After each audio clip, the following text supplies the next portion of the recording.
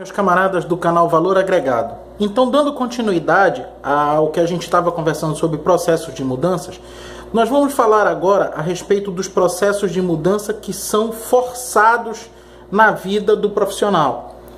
Nós tratamos no vídeo anterior, além de aspectos gerais, sobre os processos espontâneos e vimos alguns exemplos, e agora nós vamos tratar sobre situações em que o profissional ele normalmente não promoveria essa mudança na vida dele. Ele não seria o agente que motivou a mudança na vida dele. E essa mudança vem muitas vezes de agentes externos, como fatos, por exemplo. Vamos supor que o profissional está ali na sua zona de conforto ou está normalmente realizando o seu sonho em uma determinada situação. Aí vem um desemprego. Por algum motivo, seja crise, seja qualquer uma outra coisa, ele fica desempregado, ele se depara com uma demissão que ele não esperava e muitas vezes é imotivada ou até mesmo imerecida. Ou seja, não teve nem motivo e ele nem merecia ser demitido e de repente ele foi. Bem, essa demissão muitas vezes é o estopim, é o que causa o início de um processo de mudanças onde o profissional é forçado a buscar novos caminhos. Seja num emprego semelhante ao que ele fazia, só que agora numa outra empresa, ou ele vai buscar fazer algo semelhante ao que ele fazia de maneira autônoma, ou ele vai buscar novos caminhos profissionais em áreas totalmente diferentes daquilo que ele fazia normalmente no seu emprego. E aí eu quero abrir um parêntese que até complementa um pouco do que eu falei no vídeo anterior. Não se preocupe e não tenha a falsa ideia de que tudo o que você fez anteriormente vai se perder. Eu dei o exemplo no vídeo passado de um advogado que depois de muitos anos na lide jurídica ele se cansou, ele se enfadou.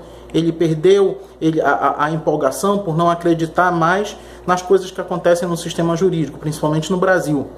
Aí o que ele faz? Pensa que tudo o que ele estudou, todos os cursos que ele fez, todos os livros que ele escreveu, que aquilo se perde. Mas eu quero dizer para você que não perde, porque tudo que você aprende fica no seu cérebro, fica na sua mente.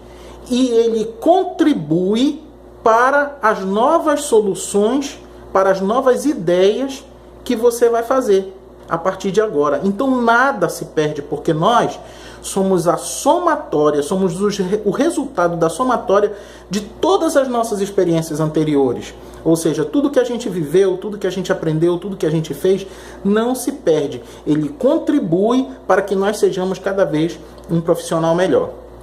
Então, além do desemprego, existe um outro caso que eu posso citar como exemplo para vocês.